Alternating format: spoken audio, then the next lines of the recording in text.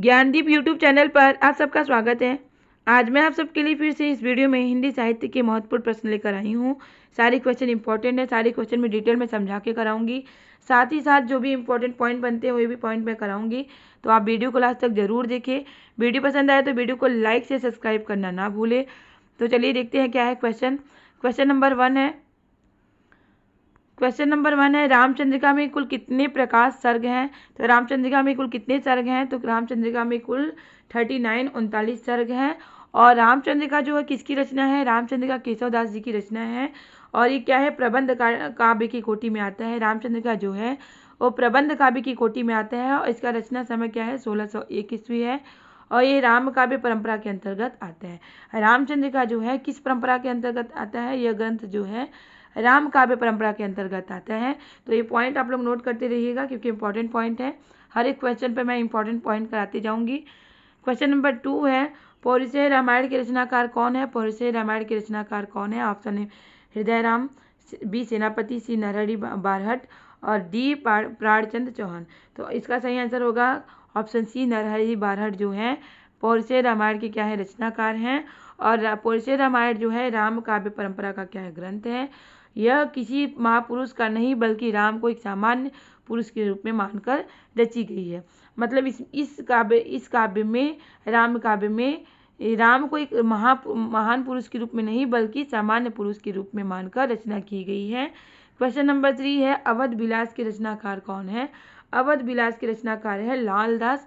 लालदास जो है अवध विलास के रचनाकार हैं और इस रचनाकाल का समय क्या है, 1683 है। इसमें राम के जन्म से लेकर वनागमन तक की कथा है और इसमें यह ग्रंथ कुल 18 विश्रामों में क्या है, विभक्त है।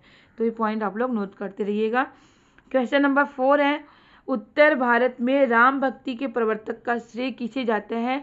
तो राम भक्ति का प्रवर्तन कौन है उत्तर भारत में, तो स्वामी रामानंद जी हैं और राम भक्ति के प्रवर्तक उत्तर भारत में। राम भक्ति के प्रवर्तक का श्रेय स्वामी रामानंद को जाता है। और भक्ति भावना को ऊंच नीच तथा बाड़ंबरों से मुक्त कराने का श्रेय भी किसे प्राप्त है, रामानंद जी को प्राप्त है। ऐसा किसने कहा है, डॉक्टर नगेंद्र जी ने कहा है। तो ये कथन आपको पता होना चाहिए। कभी कभी पंक्ति दे दी जाती है, पूछी थी किसके द्वारा कही गई पंक्ति है, किसके संदर्भ में कही गई है। तो ये पंक्ति रामानंद के संदर्भ में कही गई है। किसके द्वारा कही गई है, डॉक्टर नगेंद्र के द्वारा कही गई है। और रामानंद का जो प्रमुख ग्रंथ है क्या है, राम रक्षा स्रोत है। और इन्होंने अपनी रचना जो है श्री राम रामांचन पद्धति में अपनी पूरी गुरु परंपरा का उल्लेख किया है। इनकी जो रचना है रामानंद जी की रचना क्या है, श्री रामांचन पद्धति। और इसी रचना में इन्होंने अपनी गुरु परंपरा का उल्लेख किया है। किसने, रामानंद जी ने। क्वेश्चन नंबर 5 है नाभादास के भक्तमाल में रामानंद जी के कुल कितने शिष्य बताए गए हैं। भक्तमाल किसकी रचना है, नाभादास जी की रचना है। और इसमें रामानंद जी के कुल कितने शिष्य बताए गए हैं, तो इसमें रामानंद जी के कुल 12 शिष्य बताए गए हैं। तो 12 शिष्य कौन कौन से हैं जान लेते हैं। अनंतानंद, सुखानंद, सुरसुरानंद, नरहयानंद और भावानंद, पीपा, सेन, धन्ना, रैदास, पद्मावती, सुरसुरी। तो ये 12 शिष्यों का जो क्रम है आपको पता होना चाहिए किस क्रम में, तो क्रम भी पूछ लिया जाता है एग्जाम में। तो नाभादास की जो रचना है भक्तमाल, तो उसमें रामानंद जी के कितने शिष्य हैं, 12 शिष्य बताए गए हैं। उनका क्रम क्या है, इस तरह से है। भक्तमाल किसकी रचना है, नाभादास की रचना है। ये भी क्वेश्चन एग्जाम में पूछ लिया जाता है। क्वेश्चन नंबर 6 है प्री प्रवास। प्री प्रवास क्या है, हरिओत जी की प्रसिद्ध रचना है। इसका प्रकाशन वर्ष क्या है, प्रकाशन वर्ष 1914 है। और प्री प्रवास से क्वेश्चन ज़्यादातर बनते हैं। इसमें कितने सर्ग है ये भी पूछ लिया जाता है। प्री प्रवास में 17 सर्ग हैं। और खड़ी बोली हिंदी का प्रथम महाकाव्य माना जाता है किसे, प्री प्रवास को, जो कि उपाध्याय सिंह हरिओत की रचना है। और खड़ी बोली हिंदी का प्रथम महाकाव्य क्या है, प्री प्रवास है। अगर हिंदी का प्रथम महाकाव्य पूछा जाएगा तो पृथ्वीराज रासो है, जो कि चंद्रवरदाई की रचना है। लेकिन अगर पूछा जाएगा खड़ी बोली हिंदी का प्रथम महाकाव्य क्या है, तो प्री प्रवास है, जो कि हरिओत जी की रचना है। और इस रचना के लिए हरिओत को मंगला प्रसाद पारितोषिक पुरस्कार मिला था। किसे, हरिओत जी को। किस रचना के लिए, इन्हें प्री प्रवास रचना के लिए। प्री प्रवास प्रबंध काव्य है और इसमें इन्होंने कृष्ण और राधा को आधार बनाकर रचना की थी। इन्होंने शताब्दियों से चले आते हुए राधा के विरहणी रूप को हरिओत जी ने बदला और राधा को समाज से जोड़कर उनके चरित्र का विकास किया प्री प्रवास रचना में। क्वेश्चन नंबर 7 है सूर्य की अंतिम किरण से सूर्य की पहली किरण तक किसकी रचना है? तो ये सुरेंद्र वर्मा की रचना है। सूर्य की अंतिम किरण से सूर्य की पहली किरण तक। और ये क्या है? यह नाटक सन 1975 ईस्वी में प्रकाशित हुई थी। इनके प्रसिद्ध नाटक कौन से हैं? द्रौपदी, सेतुबंध, नायक खलनायक विदूषक, 8वां सर्ग, छोटे सैयद, बड़े सैयद, एक दूनी एक, शकुंतला की अंगूठी और कैद हयात इनकी प्रसिद्ध क्या है? नाटक है।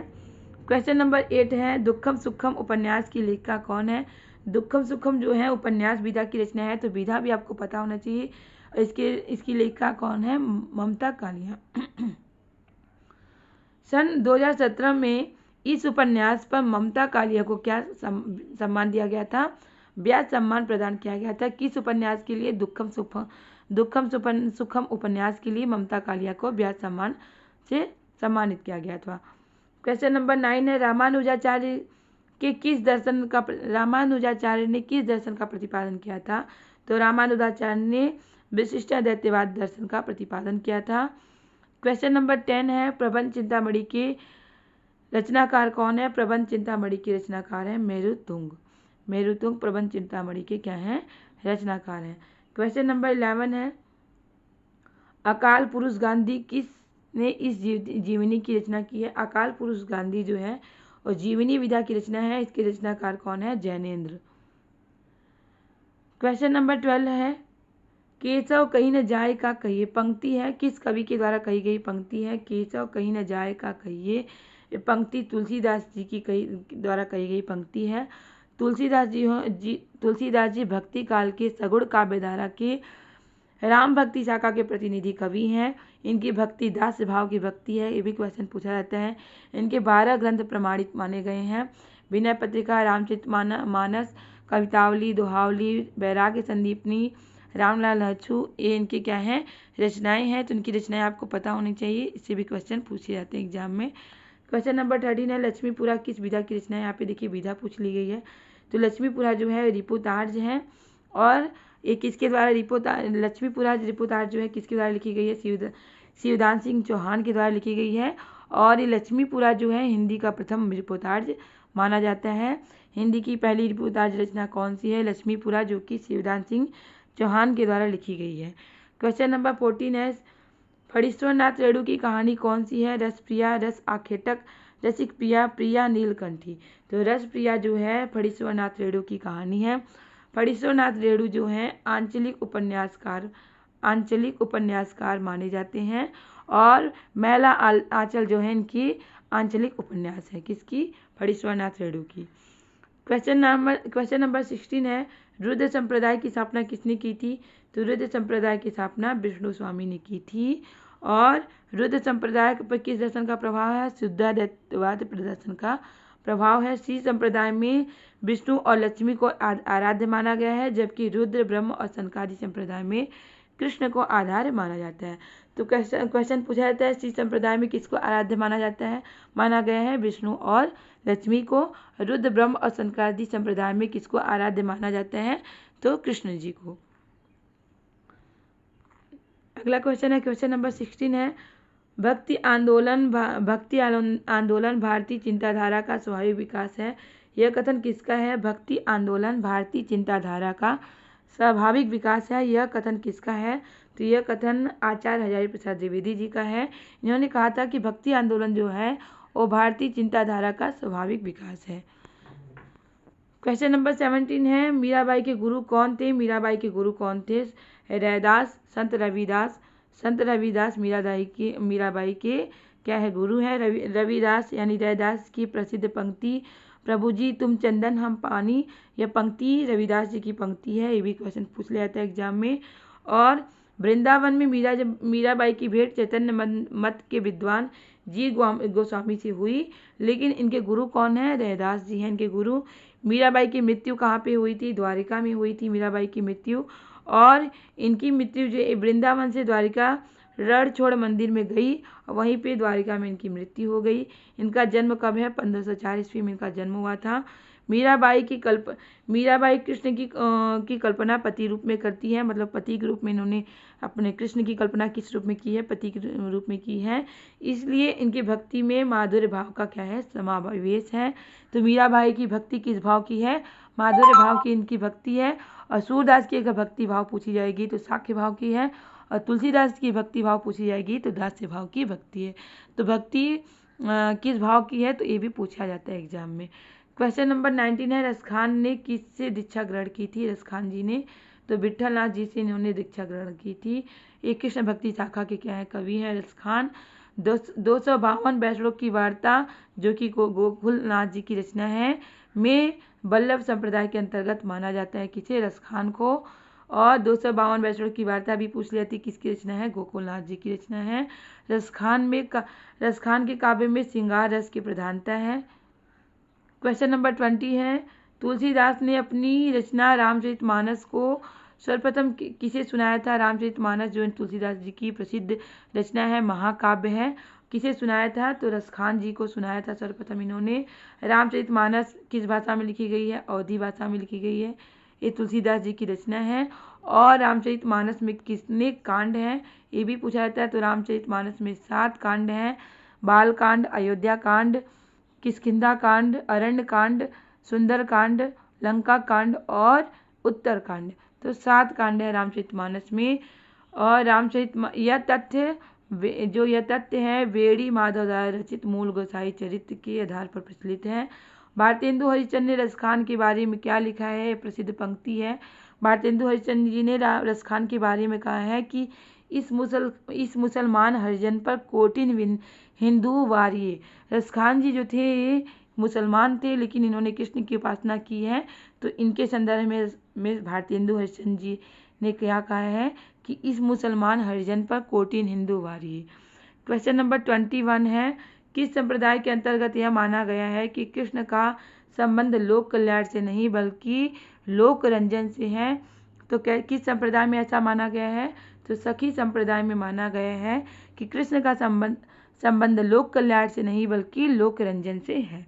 सखी संप्रदाय का उपास्य भाव क्या है? प्रेम तत्व है। क्वेश्चन नंबर 22 है, सूरदास की कविता में हम बिस्पाई राग सुनते हैं, वह राग मनुष्य के हृदय का सूक्ष्म उद्गार है। यह किसका कथन है? तो यह कथन राम कुमार वर्मा जी का है। इन्होंने किसके संदर्भ में कथन कहा है? सूरदास जी के संदर्भ में कथन कहा है। सूरदास भक्ति काल के सगुण काव्य धारा के कृष्ण भक्ति शाखा के प्रतिनिधि कवि माने जाते हैं। सूर सरावरी, सूर सागर, साहित्य लहरी इनकी प्रसिद्ध रचनाएं हैं। और इनकी भक्ति किस भाव की है? साख्य भाव की इनकी भक्ति है। क्वेश्चन नंबर 23 है, भ्रमर गीत की रचना किस कवि ने की है? भ्रमर गीत की रचना किस कवि ने की है? नंददास ने की है। तो भ्रमर गीत की रचनाकार कौन है? नंददास है। देखिए, भ्रमर गीत पूछा जाएगा तो भ्रमर गीत की रचनाकार कौन है? सूरदास। भ्रमर दूत पूछा जाएगा तो भ्रमर दूत के रचनाकार कौन है? सत्यनारायण कविरत्न।